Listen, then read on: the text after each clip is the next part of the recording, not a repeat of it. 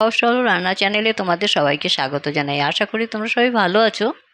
আমি আজকে একটা দেখো হালকা একদম গরমের ভিতরে একটা হালকা দলিয়ার খিচুড়ি বানিয়ে দেখাবো। এই 1 কাপ দলিয়া নিয়েছি, আর একটা ছোট আলু নিয়েছি মিডিয়াম সাইজের।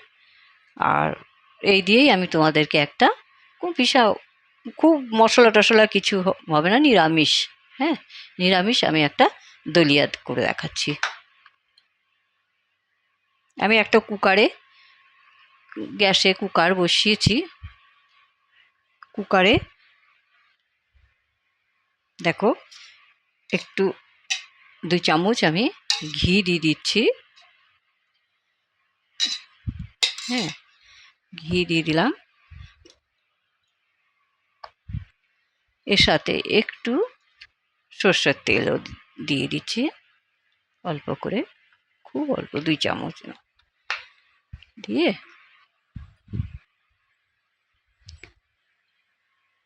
তেজপাতা দুটো আর একটু জিরা ফোড়ন 1 চামচ জিরা ফোড়ন দিয়ে দিলাম। জিরাটা দিয়ে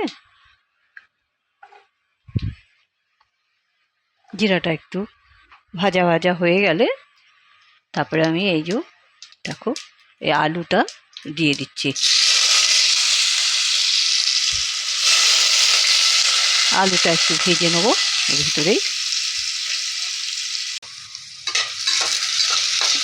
আলুটা একটু ফ্রাই হয়ে গেছে।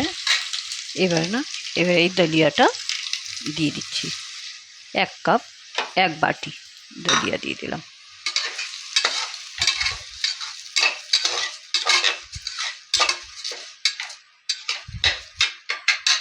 এবারে একটু আদা কুচি করা, একটু ধনিয়া পাউডার, একটু জিরা পাউডার, আর এই দুটো কাঁচা লঙ্কাটা বুঝিয়ে দেবে, বাচ্চারা খায় তো লঙ্কাটা একটু কম দেবে। আমি এবার একটু ফ্রাই করে নিচ্ছি।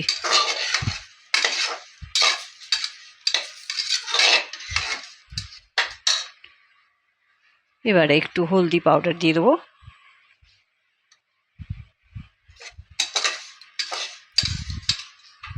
এবার আন্দাজ মতন লবণ, হ্যাঁ এই আন্দাজ মতন লবণ দিয়ে দিলাম। দিয়ে এবার একটু ফ্রাই করতে হবে। খুব সহজ বানানো, কোনো অসুবিধা নেই, হালকা খাবার। এবার আমি এর ভিতরে এই বাটিটা দিয়েই 3 বাটি জল দিয়ে দেবো। এ দেখো ভাজা হয়ে গেছে এটা।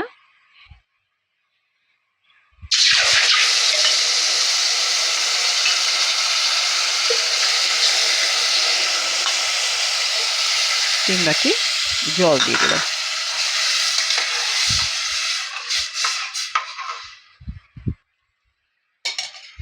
এবারে এটাকে ঢেকে